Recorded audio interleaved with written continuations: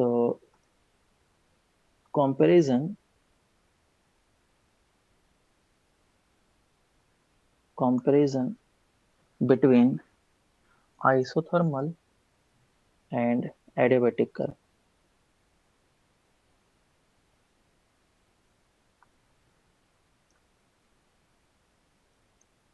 Adiabatic curve.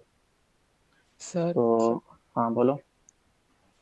Sir एक मतलब बोलना था सर, आप वो फिजिक्स के जो रिवीजन लेक्चर लेते हो सर, आप वो भी यूट्यूब पे अपलोड कर दिया करो ना। Revision lectures. हाँ सर, अच्छा। हाँ सर।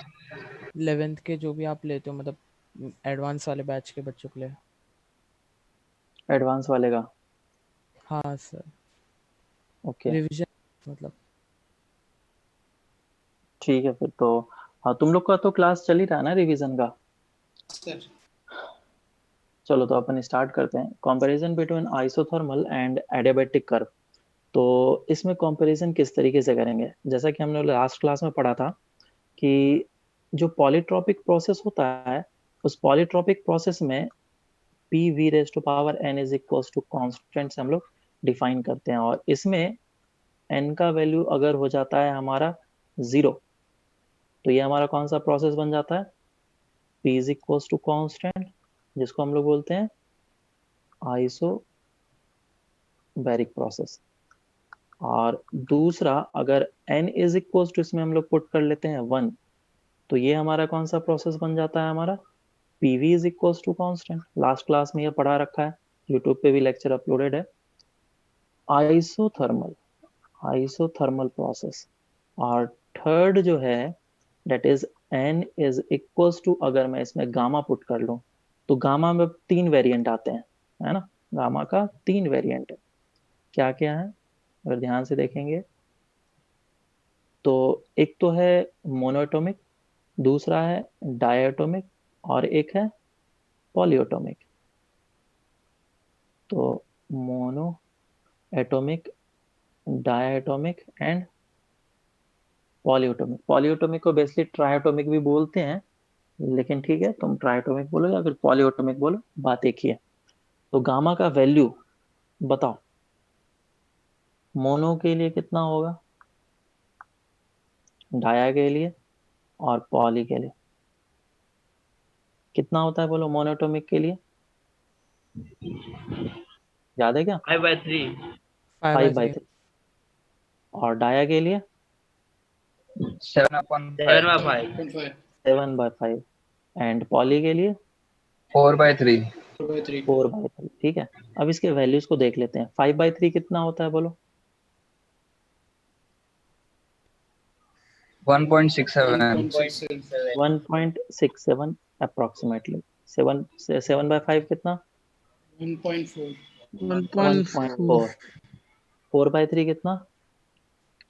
1.3 1.3। 1.33। ठीक है, तो इसमें जो मेरा गामा का वैल्यू निकला है वो मैं पुट कर लेता हूँ 1.67। Gamma is equal to 1.4 and gamma is equal to 1.33। तो मुझे इन सभी का ग्राफ बनाना है और different value of n put करके ये सारे निकालने। तो ये कौन सा प्रोसेस हो गया? ये हो गया हमारा adiabatic process. This is adiabatic process. तो ये हो गया हमारा एडियाबैटिक प्रोसेस। तो कंपैरिजन किसका करना है मुझे? आइसोथर्मल का और एडियाबैटिक प्रोसेस का। देखना बहुत ही ज्यादा सिंपल है। तुमको मैं एक मैथ्स का क्वेश्चन दूंगा पहले, उसके बाद फिर फिजिक्स करेंगे। तो सबसे पहले क्वेश्चन ये है तुम्हारे लिए कि हमारे पास है एक एक्स और वाई एक्सिस का ग्राफ। ये हमारा एक्स एक्सिस और वाई एक्सिस का ग्राफ, ये वाई एक्सिस और ये एक्स एक्सिस। और दो ग्राफ मैं बना रहा हूँ, एक ग्राफ ये है और एक ग्राफ ये है, ऐसा। ठीक है, और this is graph 1 and this is graph 2। और मेरे पास दो equation, y x square is equals to constant and y x cube is equal to constant. तुम्हें बताना है कि ये ए और बी इसमें कौन सा है, ए वन ग्राफ रिप्रेजेंट करता है या फिर टू को रिप्रेजेंट करता है। तुम बस इतना सा बताओ, ठीक है, सोचो।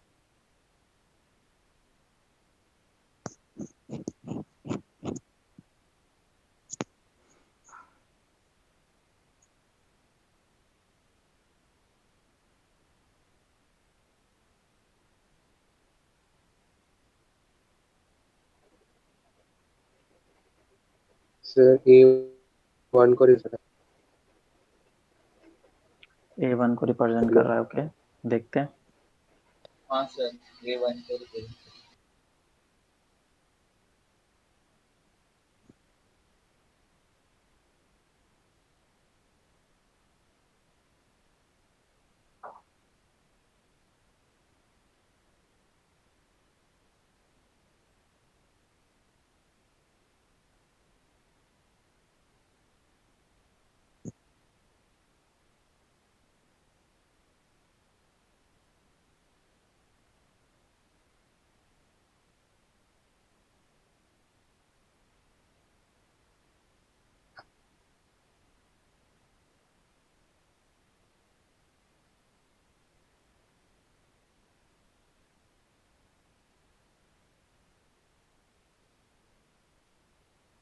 चलो, कर लिया होगा अभी तक तो सभी ने, हाँ ठीक सर। है। तो ए को कौन रिप्रेजेंट कर रहा है, वन या टू? 1। वन। 1 मेजोरिटी लोग वन बोल रहे हैं। तो देखो मैं क्या कर रहा हूँ, एक्स के वैल्यू को कांस्टेंट कर लेता हूँ। लेट से कि एक्स इज कांस्टेंट। अगर एक्स का एक पर्टिकुलर वैल्यू मैंने चूज कर लिया, तो उस एक्स के लिए मुझे सेकंड ग्राफ का वाई ये मिलेगा और फर्स्ट वाले ग्राफ का वाई ये मिलेगा। तो मैं अगर ए के लिए क्वेश्चन देखूं तो Y x square is equal to constant है, that means Y is inversely proportional to X square. और बी वाले के लिए क्या हो जाएगा, Y is inversely proportional to X cube. तो अगर x का वैल्यू सेम है तो सबसे ज्यादा y का वैल्यू किसका होगा, a का या b का?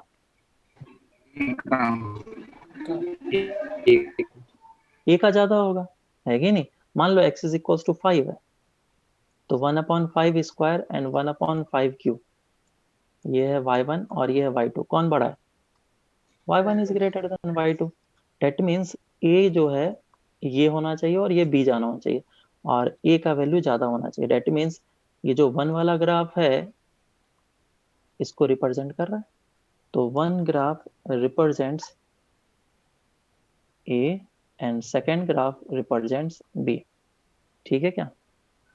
हाँ सर। तो अगर मैं इसके पावर को कंपेयर करूं, स्क्वायर है और ये क्यूब है, तो मैं बोल सकता हूं कि n बेसिकली है power. n is equal to 2 था और n इज इक्वल टू अब 3 हुआ।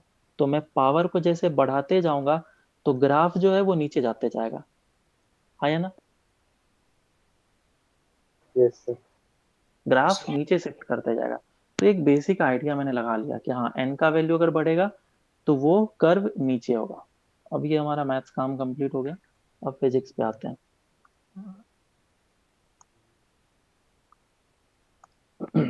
तो ये है हमारे पास कर्व।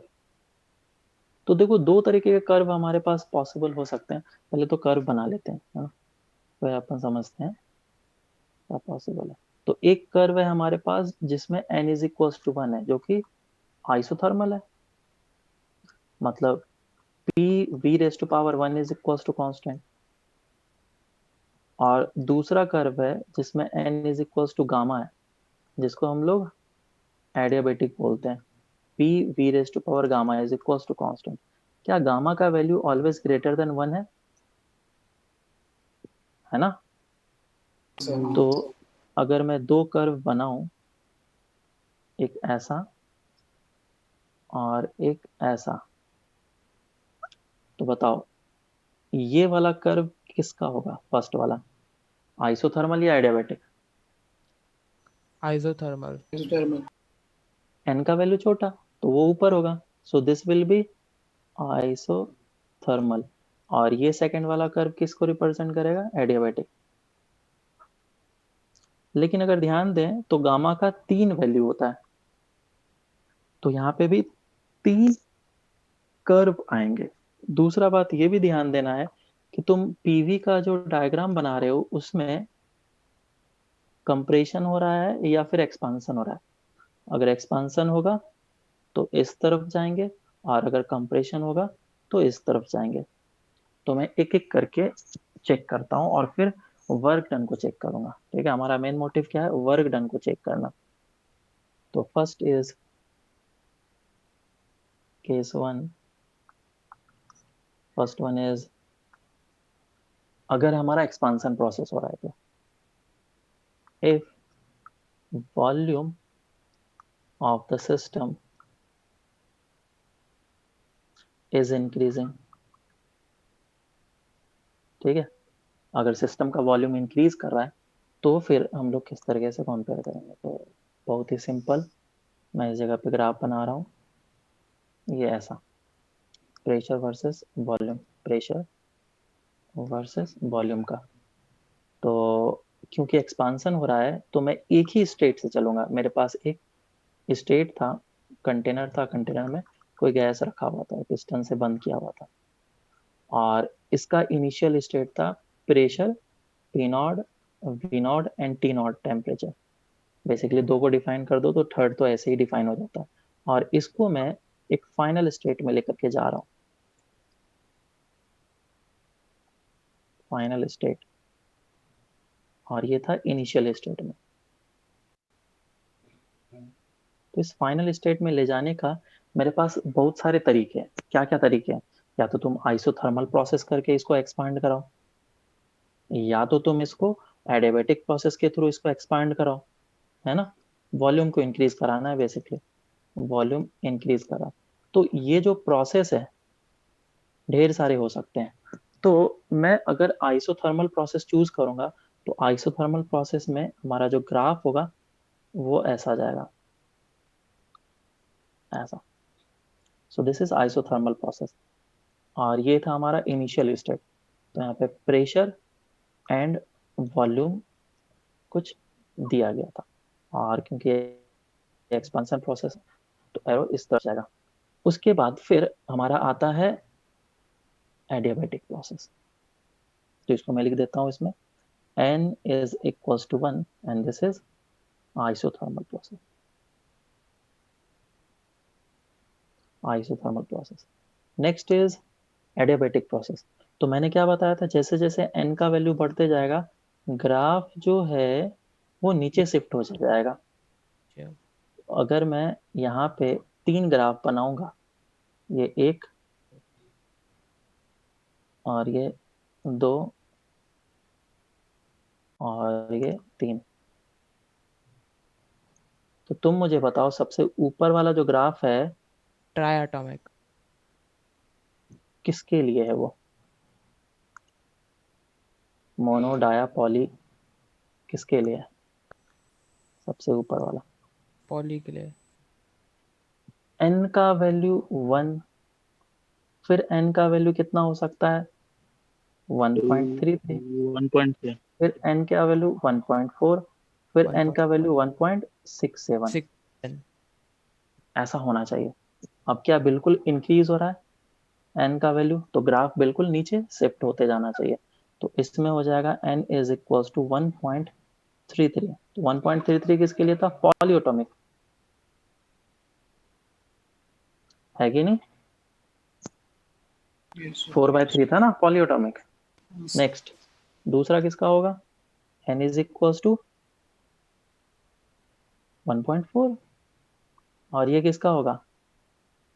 डायटोमिक। Diatomic. और थर्ड किसका होगा? n is N is equals to equal to 1, 1.67. which is monoatomic. Monoatomic. Monoatomic हो गया ये हमारा। तो इस तरीके से हम लोग एक पर्टिकुलर वॉल्यूम पे गए, एक पर्टिकुलर वॉल्यूम पे गए, ये हमारा वॉल्यूम हो गया। This is the final volume and this was the initial volume. तो मैं इसको वी आई से लेकर के वी फाइनल तक लेके गया, and this was the expansion process, है ना। सिस्टम की वॉल्यूम इंक्रीज हो रही है, तो एक्सपांसन प्रोसेस है। तो तुम मुझे बताओ सबसे ज्यादा वर्क किस में हुआ, वर्क डन बाय गैस सबसे ज्यादा किस में होगा? थर्मल। बिल्कुल, work done by gas in isothermal process, isothermal process is greater than work done by gas in adiabatic adiabatic, gas. है ना, इन adiabatic process। और इसको और ज्यादा मैं थोड़ा एक्सपांड करके लिखूं तो work done in isothermal case is greater than work done in polyatomic, greater than work done in mono diatomic, greater than work done in monoatomic. Monoatomic. ठीक है। अब दूसरा चीज मुझे कंपेयर करना है कि टेम्परेचर सबसे ज्यादा किस में होगा।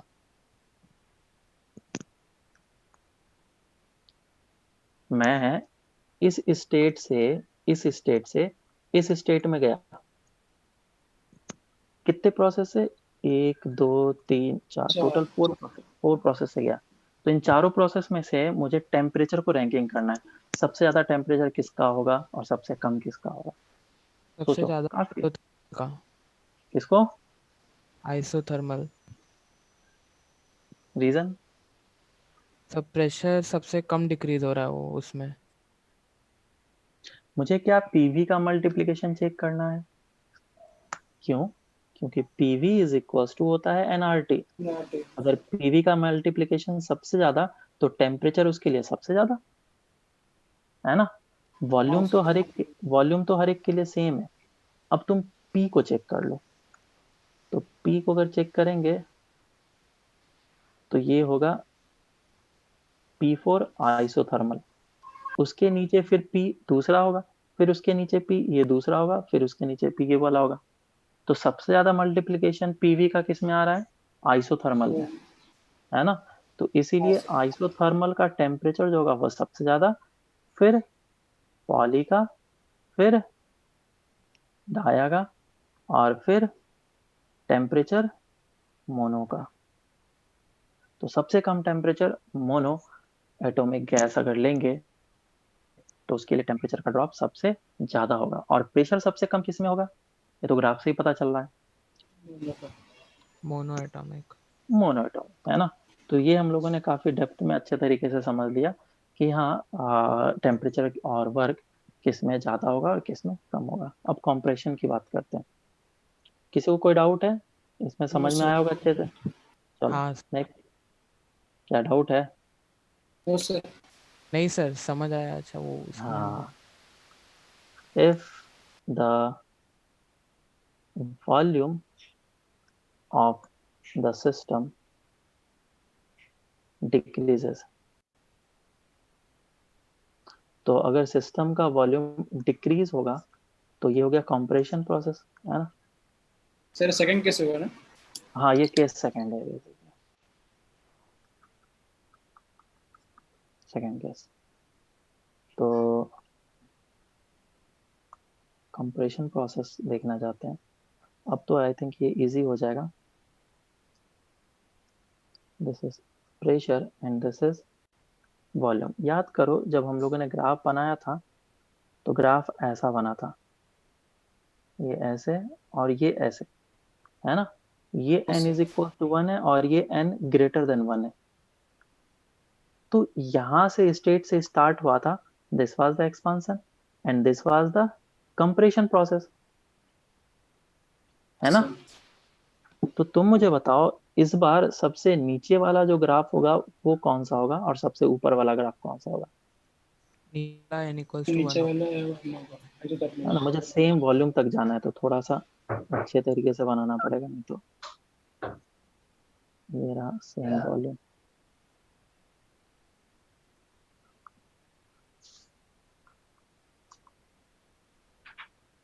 और इनिशियली मैंने इस स्टेट से स्टार्ट किया था, इनिशियल स्टेट से।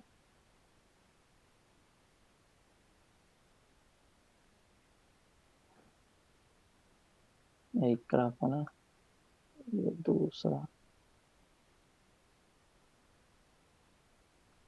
ये तीसरा,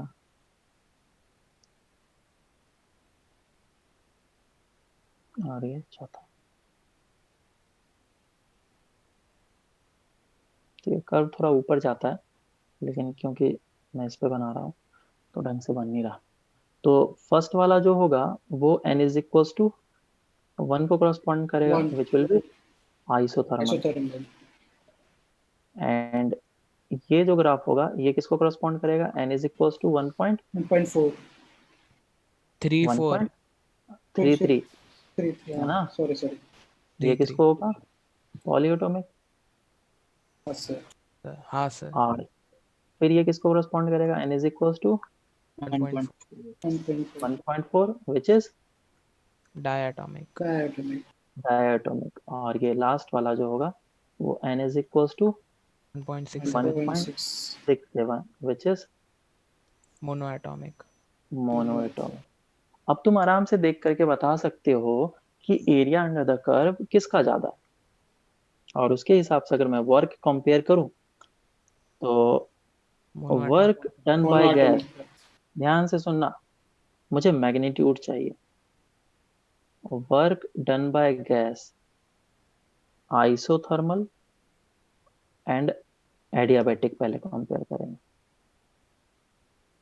बताओ किसका ज्यादा है मैग्नीट्यूड में। एडियाबैटिक ऑफकोर्स एडियाबेटिक का है ना, क्योंकि एरिया ज्यादा स्वाइप कर रहा है, एडियाबेटिक ऊपर है और नीचे है आइसो। हाँ तो सर आइसोथर्मल का एरिया क्या है, कम है, और मुझे तो मैग्नीट्यूड ही कंपेयर करना है। और ये रहा है एडियाबेटिक, एडियाबेटिक का है ज्यादा, एडियाबेटिक का ज्यादा है और आइसोथर्मल का कम है। तो ये हो जाएगा ऐसा। लेकिन अगर मैं पूछूं कि नहीं मुझे मैग्नीट्यूड नहीं, मुझे साइन के साथ देना है, तो क्वेश्चन साइन के साथ भी आ सकता है। अब तुम मुझे बताओ।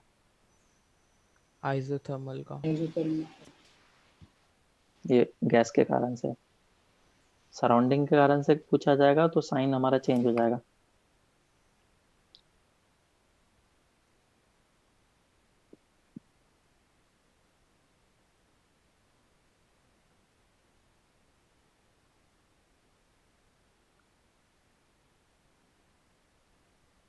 बोलो सबसे ज्यादा किसका होगा।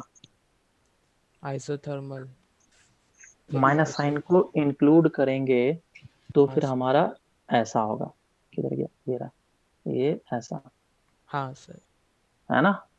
सो सर इंक्लूडिंग, ये इसमें लिख देता हूं मैं, including negative sign,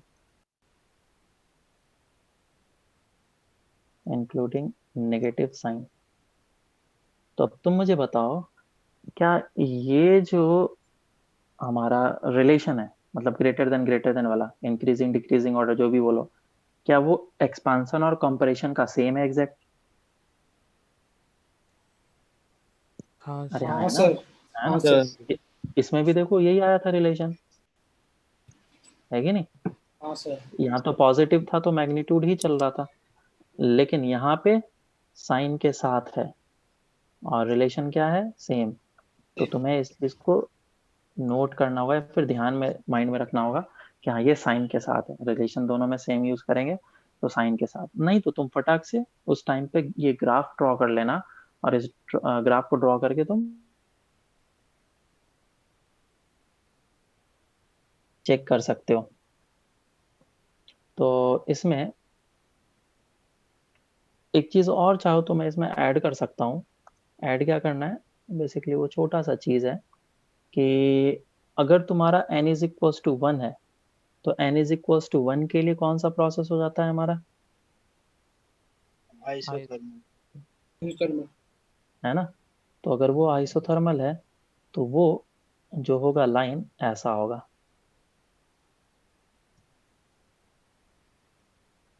sorry, n is equals to 0 के लिए बोला था मैं, n is equals to 0, n is equals to 0 के लिए कैसा लाइन होगा, बिल्कुल स्ट्रेट लाइन।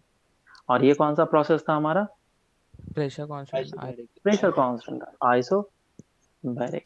direct तो सबसे ज्यादा है तुम्हारा कांस्टेंट प्रेशर में एरिया, तो उसका वर्क तो ऐसे भी सबसे ज्यादा होने वाला है। और अगर कंपैरिजन में देखेंगे तो कंप्रेशन में ये वाला हो जाएगा।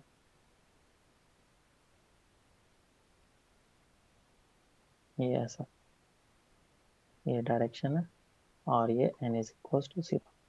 वैसे इतना तो अब तक मैं समझ आ ही गया होगा, फिर भी मैं बता दिया। तो सर इस पे क्योंकि क्वेश्चन भी है तो कंपेरिजन कर सकते हैं। हाँ बोलो। सर वो थोड़ा पेज ऊपर से थोड़ा लिखना बाकी था। ऊपर करूँगा, हाँ सर। 1 मिनट। तो इसमें वॉल्यूम डिक्रीज कर रहा है। अगर इसमें मैं बात करूं टेम्परेचर की, तो टेम्परेचर अब तुम मुझे कंपेयर करके बताओ कि सबसे ज्यादा किस वाले प्रोसेस के लिए होगा।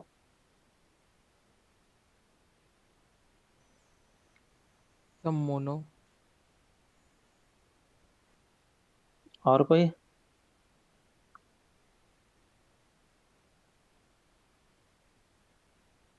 बिल्कुल, जिसका पीवी का मोनो। मल्टीप्लिकेशन ज्यादा है, हाँ सर। जिसका पीवी का मल्टीप्लिकेशन सबसे ज्यादा होगा वो ही हो जाएगा सबसे ज्यादा टेम्परेचर। तो यहाँ पे टेम्परेचर जो है इसका मल्टीप्लिकेशन सबसे ज्यादा है, तो मोनो का टेम्परेचर होने वाला है सबसे ज्यादा। तो ये मैं इस तरीके से लिखूंगा।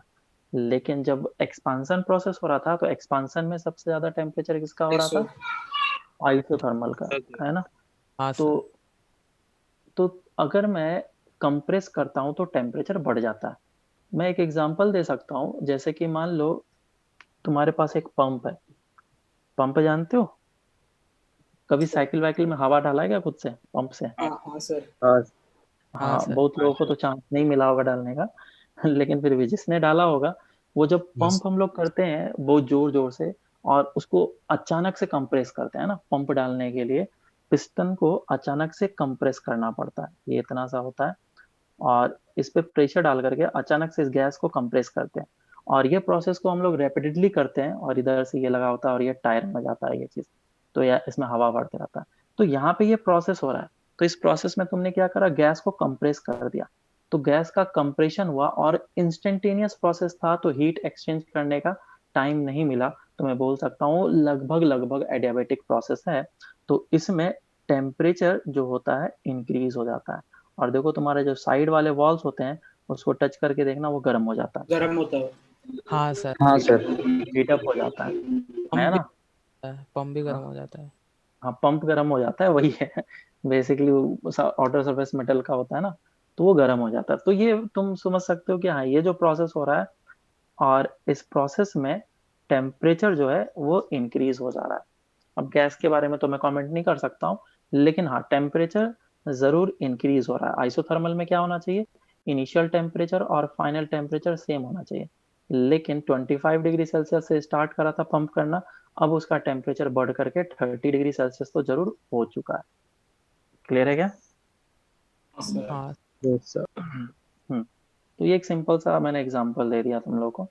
और भी वैसे वैसे बहुत काम होता है हाइड्रोलिक सिस्टम में वगैरह, तो बहुत ज्यादा यूज होते हैं पिस्टन्स वगैरह में, तो इसका काफी ज्यादा यूज होता है। सर ठीक है टी ये। ग्रेटर देन टी इनिशियल है ना? हाँ, T final and T initial, हाँ मतलब ग्रेट। फाइनल जो होगा वो बड़ा हो जाएगा, हाँ सर। फाइनल वाला। और अगर आइसोथर्मल होगा तो टी फाइनल और टी इनिशियल क्या होना चाहिए, सेम होना चाहिए, बराबर। हाँ सर। तो ये चीज है तो ये हम लोगों ने देख लिया। अब इसमें एक दो क्वेश्चंस कर लेते हैं, हमें समझ में आ जाएगा अच्छे से। क्वेश्चन ऐसा है पूछा गया, if A gas is expanded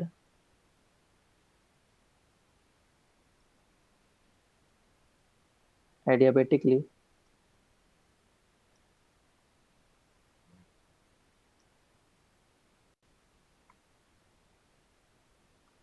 adiabatically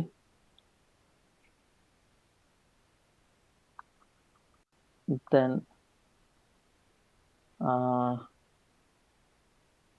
नहीं, ये नहीं, ये थोड़ा ज्यादा ही अलग क्वेश्चन हो जाएगा। पहले अपन थोड़ा सा इजी क्वेश्चन कर लेते हैं, अंडरस्टैंडिंग हो जाएगा।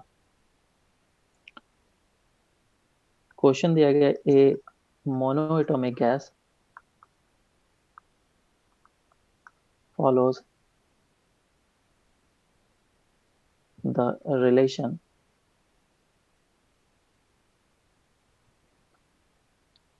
P is directly proportional to V square, then find its molar heat capacity in expansion process.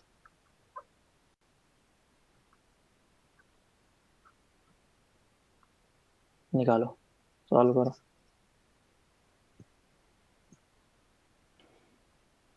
चलो ठीक है, फिर अब सॉल्व करते हैं इसको। तो हम लोगों ने सी का फॉर्मूला डायरेक्ट निकाल लिया था। सी का फॉर्मूला क्या था बताओ जल्दी से। R upon gamma -1 plus r upon 1 minus of n. हाँ सर। याद है क्या फॉर्मूला? हाँ सर। है ना? तो मोनोएटॉमिक के लिए मैं डायरेक्टली इसको f/2r लिख लेता हूँ ना, ताकि मैं गामा का वैल्यू क्यों पुट करूँ, f का वैल्यू पुट कर लूँगा, वो ज़्यादा मेरे लिए आसान होता है। अब मुझे n का वैल्यू निकालना है, तो क्या p is directly proportional to v square दिया है, means p will be constant, है ना? तो p v raise to power -2 is equal to constant, implies n is equal to कितना हो गया, -2। तो n का वैल्यू -2 में पुट कर लेता हूँ, f/2r, f का कितना 3/2 r हो जाएगा, plus r divided by 1 minus minus plus हो जाएगा 2, तो हो जाएगा 3/2r प्लस ऑफ 1/3r। अब इन दोनों को ऐड करना है मुझे, तो ऐड करेंगे तो कितना आ जाएगा, बोलो। 11/6r। 11/6r आया था किसी का? हाँ सर। आया था, एक का आया था। ओके चलो ठीक है, फिर नेक्स्ट क्वेश्चन करते हैं, इस बार आ जाना चाहिए था। ऊपर कीजिए ना सर। हम्म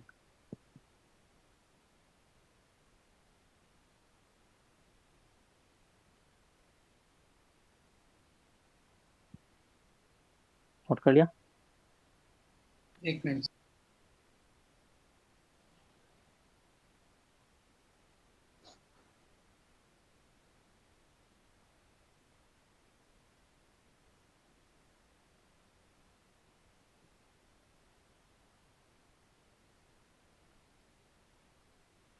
ठीक है, हाँ सर हो गया। नेक्स्ट क्वेश्चन दे रखा है, फिर से वापस से क्वेश्चन करते हैं, इस बार सबके सही आने चाहिए। पूछा गया find the molar heat capacity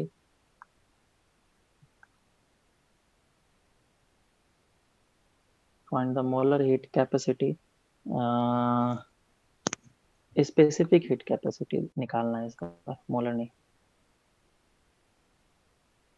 specific heat capacity of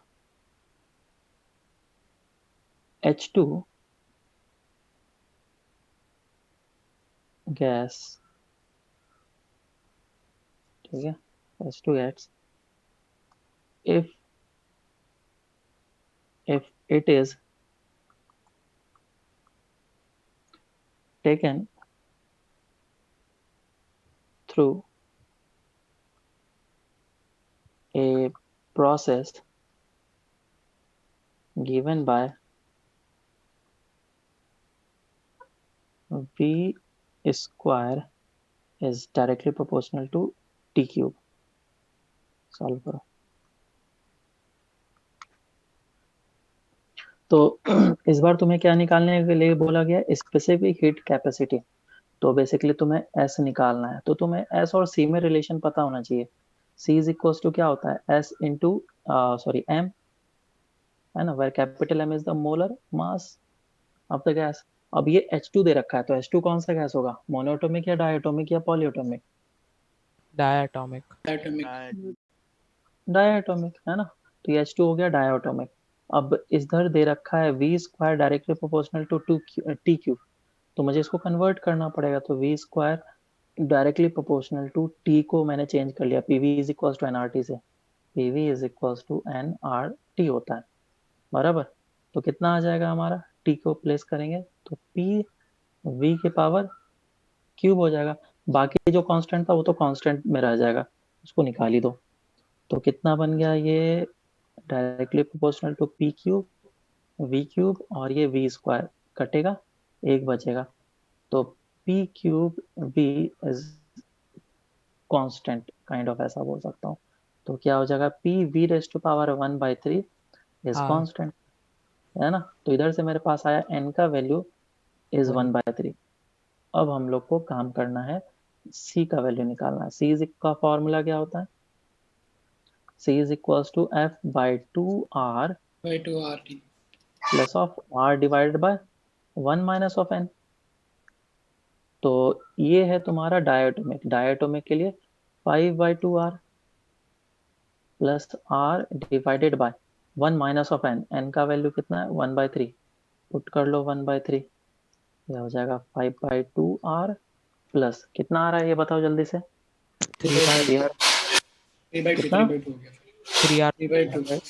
3r/2, और इन दोनों को ऐड करेंगे तो कितना हो जाएगा, 5 + 3 8, 8 डिवाइड बाई 2 4r। r तो दिस इज वैल्यू ऑफ सी। मुझे क्या निकालना है, एस। तो एस कितना आएगा आप बताओ, 2 r s will be equals to c divided by m. 2r c हाँ है तुम्हारा 4r डिवाइडेड बाय 2 R. 2, तो विच विल बी 2r। आया क्या यस आंसर, किसी का नो आया था। अरे तो क्या टफ पूछ लिया मैंने, इसमें बस दो चीज को मैंने कंबाइन कर दिया। मेंस में इसी तरह के क्वेश्चन आए थे, उसको भी मैंने ऐड कर दिया कॉन्सेप्ट को। अब समझ में आया या फिर कोई दिक्कत है, समझा सर. प्रॉब्लम है तो पूछ सकते हो। आया सर में ठीक है, तो ये चीज कंप्लीट हो गया। नेक्स्ट इसमें हम लोग देखते हैं अब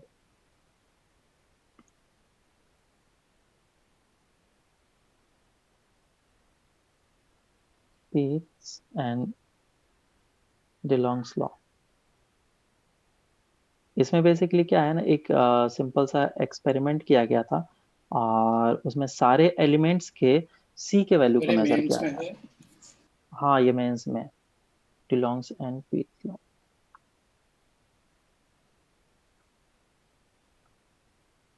क्वेश्चन तो कभी नहीं पूछा जाता है, तो टेंशन मत लो।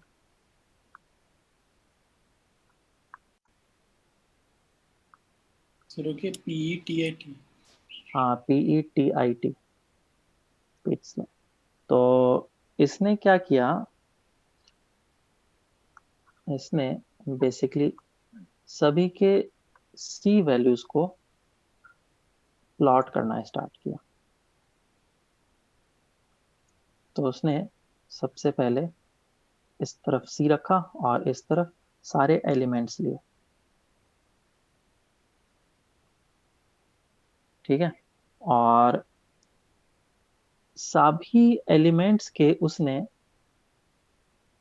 सी का वैल्यू मेजर करना स्टार्ट किया। तो हर एक एलिमेंट का जो सी है ना, वो लगभग लगभग 3r के पास में आ रहा था, लगभग लगभग वो 3r के आसपास में आ रहा था। और फिर इसने दूसरा कर्व भी ड्रॉ कराया टेम्परेचर के साथ। उसने सी का टेम्परेचर के साथ वेरिएशन देखा, ड्रॉ क्यों नहीं हुआ, हाँ सी का इसने टेम्परेचर के साथ भी वेरिएशन देखा। तो सबसे पहले इसकी बात कर लेते हैं। तो पहले वाले ग्राफ से ये पता चल रहा है कि जो एलिमेंट का सी है वो कितना होता है, 3r के आसपास में ही होता है, ये ज्यादा फ्लक्चुएट नहीं करता है। सी इज इक्वल टू 3r। तो ऐसा बोला जा सकता है, the molar heat capacity of solid substances remains constant at room temperature which is equal to 3r। तो पहला चीज इसने क्या बोल दिया, the molar heat capacity of solid substances remains constant at room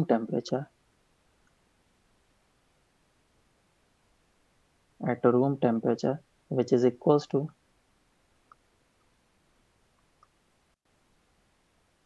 equals to 3R। ये चीज basically, अगर तुम्हारे पास कोई भी सॉलिड सब्सटेंस है तो तुम उसके टेम्परेचर को इंक्रीज तो करोगे, लेकिन इसका वॉल्यूम में जो एक्सपांसन होगा वो नेग्लिजिबल होगा, है ना। तो delta v will be approximately equals to 0। तो यहाँ पे वर्क डन कितना हो जाता है, 0। तो इसका मतलब delta q is equals to delta u plus डब्ल्यू लगाते हैं ना हम लोग, तो वहां पे डब्ल्यू हो जाता है हमारा 0। तो इस बात का ध्यान रखेंगे, अगर कोई भी सॉलिड मटेरियल होगा तो सॉलिड मटेरियल में वर्क डन काफी काफी ज्यादा कम होगा, उसको लगभग 0 बोलेंगे, क्योंकि हमारा जो वॉल्यूम का एक्सपांसन हो रहा है उस सॉलिड सब्सटेंस का बहुत ही कम हो रहा है। लेकिन हाँ, टेम्परेचर के साथ सी का वैल्यू चेंज होता है, ऐसा नहीं कि कांस्टेंट होता है, वो टेम्परेचर के साथ भी वेरी करता है। तो उसने दूसरा चीज ये भी बोला कि the temperature after which the molar heat capacity becomes constant is called Dulong's temperature. तो एक पर्टिकुलर टेम्परेचर के बाद क्या हो जाता है, हमारा सी का वैल्यू कांस्टेंट हो जाता है, वो चेंज नहीं हो जाता, नहीं होता है। तो उस टेम्परेचर को हम लोग डिलॉन्ग्स टेम्परेचर बोलेंगे। This is the temperature. तो इसमें बोला जाएगा the temperature after which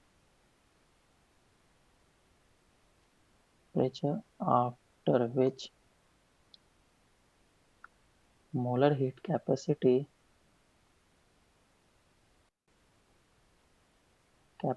of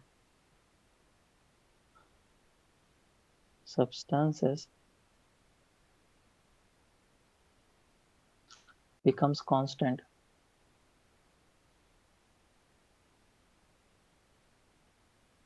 is called DeLong's temperature।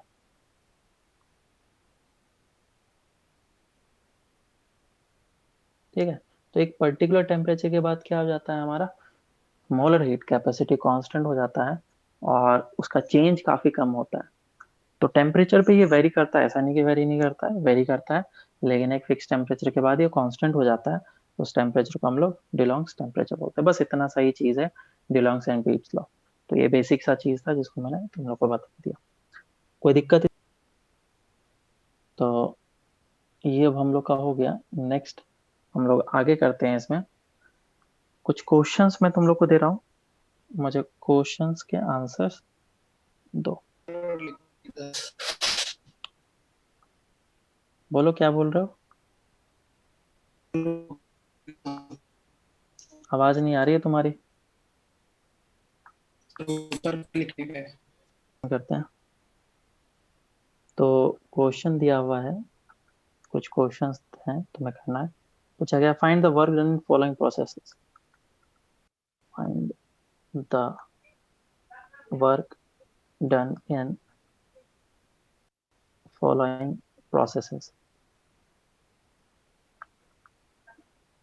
First process define गया, P is equals to alpha naught v square, और इस वाले में इसको वी नॉट से लेकर के टू वी नॉट तक लेकर के जाना है। तो इसमें वर्क डन बाय गैस कितना होगा ये निकालना है। दूसरा, V is directly proportional to T cube दे रखा है, और इसमें वॉल्यूम को वी नॉट से टू वी नॉट तक लेके गया, तो इसमें वर्क डन बाय गैस निकालना है। एंड थर्ड,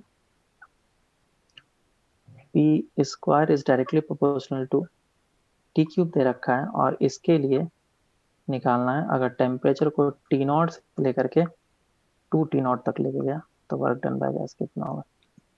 तीनों केस के लिए निकालो work done by gas. Solve करते हैं इसको। तो अगर मुझे फर्स्ट क्वेश्चन को सॉल्व करना है, तो फर्स्ट क्या बोल रखा है, P is equals to alpha naught v square, ठीक है, और इसको कहाँ से वी नॉट से लेकर के टू वी नॉट तक लेकर के जाना है। तो वर्क डन बाय गैस का फॉर्मूला क्या होता है, integration of p d v. तो इंटीग्रेशन P का वैल्यू पुट करा, वी स्क्वायर एंड डीवी, इसको इनिशियल से फाइनल तक लेके जाएंगे। अल्फा नॉट कांस्टेंट बाहर आ जाएगा, वी स्क्वायर का इंटीग्रेशन करना पड़ेगा, तो ये हो जाएगा वी क्यूब बाय 3। कहाँ से कहाँ तक, वी नॉट से लेकर के टू वी हाँ नॉट। तो ये कितना आ जाएगा, alpha naught 7/3 alpha v naught cube. Cube है, तो ये हो जाएगा 2 cube which is 8 v naught cube minus of v naught cube. तो ये कितना आ जाएगा, 7/8 alpha naught v naught cube. This will be the answer. समझ में हाँ आ रहा है क्या? अब हाँ शॉर्ट सर। ट्रिक देखो क्या, शॉर्ट ट्रिक क्या करना था। शॉर्ट ट्रिक अगर हम लोग देखें तो अगर तुम्हें पॉलीट्रोपिक प्रोसेस का वर्क डन पता हो तो पॉलीट्रोपिक प्रोसेस के वर्क डन में फॉर्मूला ऐसा था, p final v final minus p initial v initial upon 1 - of n, है ना। सर और इसमें n का वैल्यू कितना हो जाएगा, कितना है, p is equal to alpha naught v square है, तो डेट मीन्स p v⁻⁻² है इज इक्वल टू कॉन्स्टेंट। तो n का वैल्यू हो गया -2, तो यहाँ पे पुट कर लेंगे 1 + 2, ये चीज हो गया। अब देखो यहाँ पे फाइनल वॉल्यूम और फाइनल प्रेशर देखना है, इनिशियल प्रेशर कितना, पी नॉट, और फाइनल कितना, अच्छा पी, ये पी नॉट कितना होगा बेसिकली हम लोग निकाल सकते हैं। अगर तुम्हें पी इनिशियल चाहिए तो क्या वॉल्यूम को वी नॉट पुट कर लो, और तुम्हें पी फाइनल चाहिए तो alpha naught into 2 v naught का होल स्क्वायर, बराबर है क्या। तो ये हो जाएगा 4 वी नॉट स्क्वायर। समझ में आ रहा है क्या? हाँ सर। ठीक है। अब इस वैल्यूज को यहाँ पे पुट करना पड़ेगा मुझे, और इन सभी वैल्यूज को पुट करो, और फिर अल्फा को सॉरी पी नॉट को चेंज करो, तो इस फॉर्म में रिजल्ट हमारा आ जाएगा, और फिर तुम्हारा फाइनल आंसर आ जाएगा। ये बात समझ में आया क्या? तो इस तरीके से भी हम लोग क्वेश्चन को कर सकते थे। अब नेक्स्ट जो प्रोसेस है ये है हमारा third, v is directly proportional to t cube. v is directly proportional to t cube. इसको कैसे करेंगे, सेकंड प्रोसेस है ना ये। तो तुम या तो इसको इस तरीके से कर लो, वर्क डन बाय गैस क्या होता है, हाँ वॉल्यूम कहाँ से कहाँ तक लेकर के जाना है, वी नॉट से लेकर के 2 वी नॉट तक लेकर के जाना है, बराबर।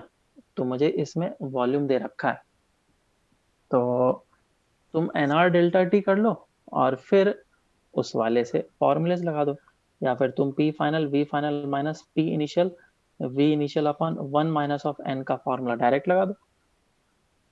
ऐसे भी करोगे तो भी आंसर आ जाएगा। तो क्या हो जाएगा, n का value directly proportional to T cube है, तो p v is equal to N R t होता है। तो टी कितना हो जाएगा, पी वी का क्यूब, है ना। तो हो जाएगा v directly proportional to p cube v cube. तो कितना आ जाएगा, पी क्यूब वी स्क्वायर, एक v से भी कैंसिल आउट होगा, इज इक्वल्स टू कॉन्स्टेंट। तो इधर से आ जाएगा p we raise to power 2/3 is equals to constant. तो n का वैल्यू आ गया 2/3। 2/3। तो यहाँ पे पुट कर लो 1 - 2/3, और इनिशियल कितना है, इनिशियल तुम्हें पी नॉट मान लो एंड वी नॉट मान लो, फाइनल कितना, पी फाइनल, और वी फाइनल कितना, 2 वी नॉट। तो मुझे पी फाइनल निकालना पड़ेगा, तो पी फाइनल कैसे निकलेगा, ये चीज दे रखा है, सॉरी ये चीज आया ना, ये टर्म दे रखा है मुझे, थोड़ा सा कॉम्प्लिकेटेड होगा। पी नॉट वी नॉट की पावर 2/3 इज इक्वल टू के। तो पी फाइनल 2v की पावर 2/3 इज इक्वल टू के, इन दोनों को डिवाइड कर लो, तो क्या हो जाएगा, p naught upon p final is equal to 2v0/v0 के पावर 2/3। सही है क्या? v0 कैंसिल आउट हो गया, तो पी फाइनल कितना आ जाएगा, p final will be equal to p naught divided by cube root of 4। तो मुझे इसका वैल्यू यहाँ पे पी फाइनल पुट करना पड़ेगा। फिर इसको सॉल्व करना पड़ेगा और फिर ये आंसर निकलेगा। थर्ड देखो क्या करना पड़ेगा। थर्ड क्या था, ये दे रखा है which is p square directly proportional to t cube, और टेम्परेचर कहाँ से कहाँ तक लेके जाना है, टी नॉट से two t naught, p directly proportional to t cube. Third is p directly proportional to t cube, और टेम्परेचर टी नॉट से लेकर के टू टी नॉट तक लेके जाना है। तो ये ज़्यादा आसान हो जाएगा, N r delta t upon one minus of n लिख लेना है मुझे। तो एन पहले निकाल लेते हैं। तो p square directly proportional to p v cube, तो कितना आएगा ये, p square p cube v cube cancel out, एक बचेगा। तो p v cube is equals to constant, तो इसमें एन का वैल्यू कितना होगा, 3। 3। अब यहाँ पे पुट कर लो, तो हो जाएगा N r delta t which is two t naught minus of t naught divided by one minus of 3। ठीक है क्या, तो हो जाएगा N R t naught divided by -2। आया क्या समझ में सबको, कोई दिक्कत। हाँ हाँ सर। सर। तो बेसिकली इनिशियल कंडीशन भी गिवन होगा, मैंने इसमें इनिशियल कंडीशन दिया नहीं जिसके कारण से कांस्टेंट का वैल्यू तुम नहीं निकाल पाए, लेकिन क्वेश्चन अगर आएगा तो इनिशियल कंडीशन गिवन होंगे जिससे कि तुम सारे वैल्यूज को पुट कर सकते हो। नहीं तो टेम्परेचर दिया होगा, टेम्परेचर अगर दिया रहेगा ना तो इनिशियल कंडीशन की फिर जरूरत नहीं पड़ेगी, इसमें डायरेक्टली डिफरेंस मिल जाता है। टेम्परेचर दे रखा है और तुम्हें ये चीज दे रखा है, तो तुम आराम से वर्क डन कितना होगा ये निकाल सकते हो। लेकिन अगर वॉल्यूम में चेंज दे रखा है, वी नॉट से टू वी नॉट जा रहा है, तो इसके लिए तुम्हें इनिशियल प्रेशर भी चाहिए होगा कि कितना है, अदरवाइज कांस्टेंट का वैल्यू चाहिए होगा कितना है। तो ठीक है, ये क्वेश्चन में तुम्हें बेसिकली मेंशन करके दिया रहता है। समझ में आया क्या। सर वो n r delta t by one minus n वो फॉर्मूला है ना, मतलब वर्क डन का। हाँ हाँ, पॉलीट्रॉपिक प्रोसेस के लिए फॉर्मूला है ना, बताया था ना, एडियाबेटिक यस सर। प्रोसेस की तरह ही होता है हाँ इसका सर। डेरिवेशन, हाँ सर, हाँ याद है सर। यस ना, यस। वही फॉर्मूला। चलो, तो ये चीज हम लोग का कंप्लीट हो गया, थर्मोडायनेमिक्स ऑलमोस्ट कंप्लीट हो गया। नेक्स्ट लास्ट टॉपिक है, that is mean free path.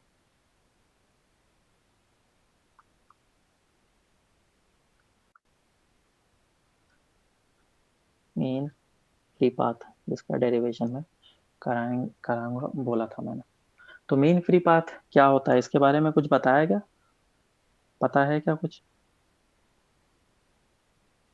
Yes. Sir चलो आपने ठीक, बताया तो वो इनवर्स बस रिलेटेड टू। हाँ। रेडियस का स्क्वायर होता है, यही बताया था बस, ठीक है। तो चलो इसका डेरिवेशन करते हैं। मीन फ्री पाथ क्या होता है, सबसे पहले फ्री पाथ क्या होता है उसको समझते हैं। कोई भी एक एटम है यहाँ पे या फिर मॉलिक्यूल है, और इस जगह पे मॉलिक्यूल है, इस जगह पे मॉलिक्यूल है, ढेर सारे मॉलिक्यूल्स होंगे। तो ये मॉलिक्यूल वन क्या कर रहा है, इधर डायरेक्शन में जा रहा है और जाएगा जाएगा जाएगा और इसके साथ कोलिजन करेगा, फिर कोलिजन करने के बाद फिर इधर जाएगा, फिर इधर जाएगा, फिर इधर कोलिजन करेगा, फिर इस तरफ चला जाएगा। तो इस तरीके से टक्कर खाते रहेगा। तो दो किसी भी कंसेक्यूटिव कोलिजन के बीच के डिस्टेंस ट्रेवल को बोला जाता है फ्री पाथ। ये वन था, ये टू था, ये थ्री था। तो वन एंड टू कोलिजन के बीच में जो डिस्टेंस ट्रेवल किया गया वन मॉलिक्यूल के कारण से, that distance is lambda 1 and this distance is called free path। तो फ्री पाथ क्या बोला जाएगा, free path is the distance traveled by the molecule before its collision with another molecule। तो मैं ऐसा लिख सकता हूँ, it is the distance traveled by the molecule, या फिर एटम, कुछ भी हो सकता है, या फिर तुम उसको पार्टिकल भी बोल सकते हो। distance traveled by the molecule before its first collision, ठीक है। या फिर कंसेक्यूटिव कोलिजन, कंसेक्यूटिव कोलिजन बोला जाएगा तो ज्यादा बेटर रहेगा। ड्यूरिंग फिर हो जाएगा यहाँ पे during its consecutive collision, consecutive collisions. तो lambda 1 will be called as the free path, lambda 2 will be called as the free path, lambda 3 will be called as the, और भी कोलिजन्स होंगे, बहुत सारे मॉलिक्यूल्स एटम्स होंगे, ढेर सारे collisions होंगे। तो इस तरीके से बहुत सारे फ्री पाथ तुम्हें मिलते जाएंगे।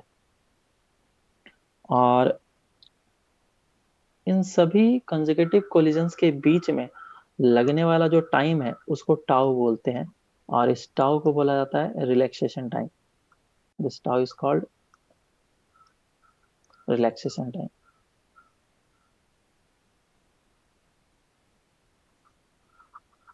ठीक है, सो इसको टाउ 1 बोला जाएगा, टाउ 2 बोला जाएगा, tau 3। It is the time taken for any two consecutive collisions. ये हो गया रिलैक्सेशन टाइम। अब फ्री पाथ मुझे निकालना है, और उसमें से भी मुझे निकालना है मीन फ्री पाथ। तो मीन फ्री पाथ क्या होता है? मीन फ्री पाथ, तो जितने भी सारे फ्री पाथ आ रहे हैं उसका अगर मैं मीन ले लूंगा तो वो मीन फ्री पाथ हो जाएगा। मान लो कि उसने 50 कोलिजन्स करे, तो lambda mean will be equals to lambda 1 plus lambda 2 plus lambda 3 up to so on divided by जितने भी collisions किए हैं divided by n number of collisions। ठीक है, so this is called mean free path। तो इस mean free path को निकालने का दो तरीका, बेसिकली ये क्या है, average distance। this is basically what average distance traveled by any molecules before collision। तो मैं इसको इस तरीके से बोल सकता हूँ, this is average distance traveled by any molecule, atom or particle before collision।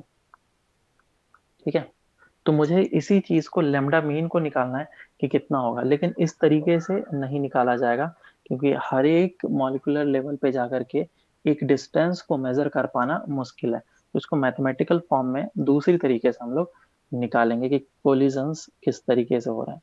बराबर, अब थोड़ा इधर ध्यान से देखना, क्योंकि यहाँ पे डेरिवेशन वाला पार्ट है और ये कॉम्प्लिकेटेड होता है। मान लो कि हमारे पास एक एटम है या फिर मॉलिक्यूल है, जो भी तुम इसको मान सकते हो, और कंसीडर हम लोग कर रहे हैं कि एक स्फेरिकल शेप में है जिसका कि डायमीटर डी है, जिसका डायमीटर डी है। D is the diameter of the molecule. तो ये कोलिजन तभी कर पाएगा जब कोई भी दूसरा एटम या फिर मॉलिक्यूल इसके रास्ते में आए। और कहाँ तक होना चाहिए? अगर कोई भी एटम मॉलिक्यूल इस जगह पे भी होगा तो कोलिजन होने के चांसेस हैं, अगर ये एक स्ट्रेट पाथ को फॉलो कर रहा है तो। मान लेता हूँ कि मीन वेलोसिटी से जा रहा है। कौन से टाइप का कोलिजन? हाँ, सिंपल कोलिजन। कोलिजन कैसा होता है? रैंडम मोशन में कोलिजन। नहीं सर, मतलब परफेक्टली इलास्टिक, इनइलास्टिक वैसा नहीं नहीं कुछ? नहीं, उसकी तो बात ही नहीं हो रही है। वो तो डेरिवेशन में हम लोग वहां पे करते हैं, जब हम लोग गैस का प्रेशर निकालते हैं तो फिर वहां पे हम लोग बोलते हैं परफेक्टली इलास्टिक कोलिजन एज्यूम करते हैं। ठीक है, यहाँ पे एज्यूम करने की हमें जरूरत भी नहीं है। वैसे हालांकि हम लोग एज्यूम करते हैं perfectly elastic collision. Okay sir. ठीक है, तो इस जगह पे ये सारे मॉलिक्यूल्स हैं, और अगर ये इस रास्ते में आ जाएंगे तो इसका कोलिजन पक्का है। मतलब कि मेरे को एक सिलेंडर मिल रहा है, और इस सिलेंडर के अंदर कोई भी अगर मॉलिक्यूल्स होंगे तो उसका कोलिजन पक्का होगा। ये सिलेंडर का रेडियस कितना होगा? रेडियस बताओ सिलेंडर का, अगर D is the diameter of the molecule है तो। डी। बिल्कुल डी हो जाएगा, है ना। So this distance will be d. So this is the diameter या फिर मैं बोलूंगा this is the diameter of molecule but this is the radius of this cylinder for any molecule to collide with another molecule. अगर कोई भी इस cylinder के अंदर आता है तो उसका कोलिजन पक्का है। तो ये बात हमें पता चल गया, ठीक है। और इसकी मीन वेलोसिटी इतनी है और इस डायरेक्शन में इतने से ये आ रहा है। तो टी टाइम में ये कितना डिस्टेंस ट्रेवल कर लेगा? अगर टी टाइम में इसका डिस्टेंस ट्रेवल निकालूंगा मैं तो इतना सा डिस्टेंस ट्रेवल कर लेगा। कोलिजन कर रहा है मैं ऐसा मान रहा हूँ, तो ये इतना डिस्टेंस ट्रेवल कर लेगा। डिस्टेंस ट्रेवल्ड बिफोर कोलिजन, इतना कोलिजन कर रहा है। मैं इस जगह पे एनवी डिफाइन कर रहा हूँ। This is number of this is number of molecules per unit volume, number of molecules per unit volume. तो अगर ये number of molecules per unit volume है तो नंबर ऑफ मॉलिक्यूल्स हो कितने जाएंगे? Number of molecules will be equals to कितने हो जाएंगे? Volume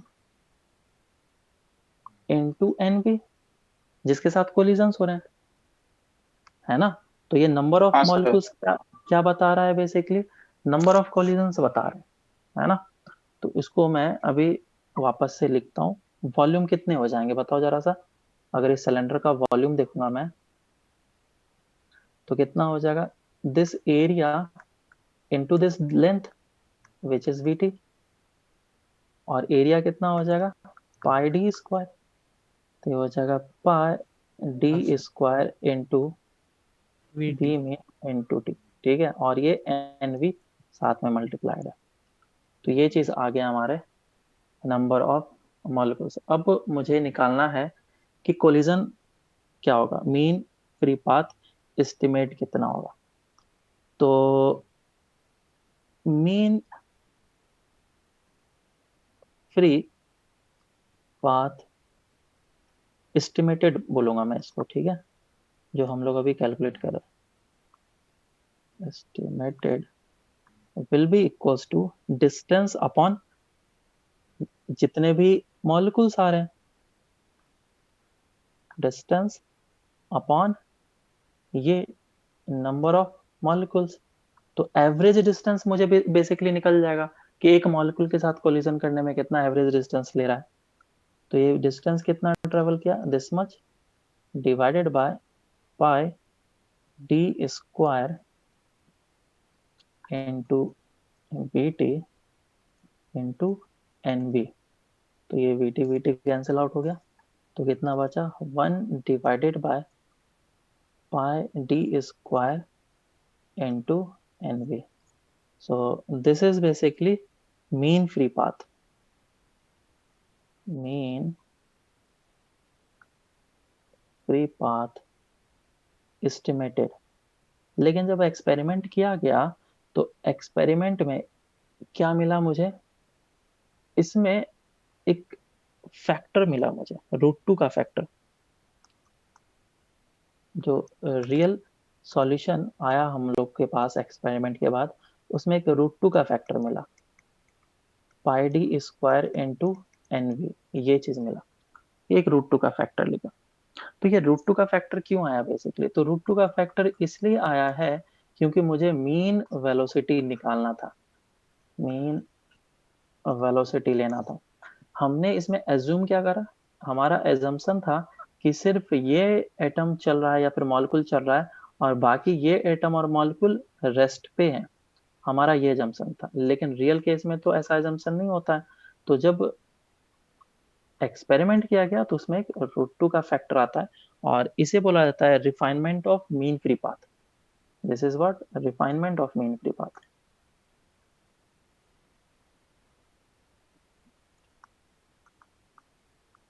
refinement of mean free path. हालांकि इतना ज़्यादा तुम लोग से पूछेगा नहीं, लेकिन फिर भी मैं तुम लोगों को बता दे रहा हूँ।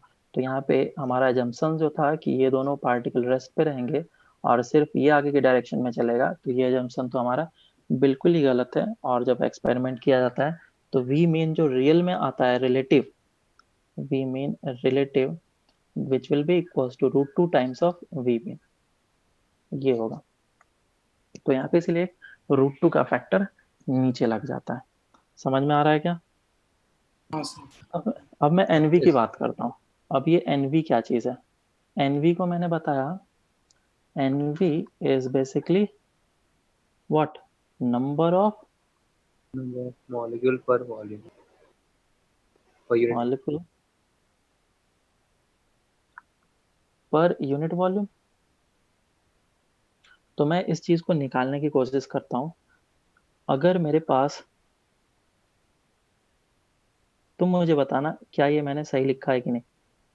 एवोगाड्रोस नंबर Na लिखना है ये मुझे, Na डिवाइडेड बाय वॉल्यूम, क्या ये सही है क्या? एनवी निकालने का तरीका।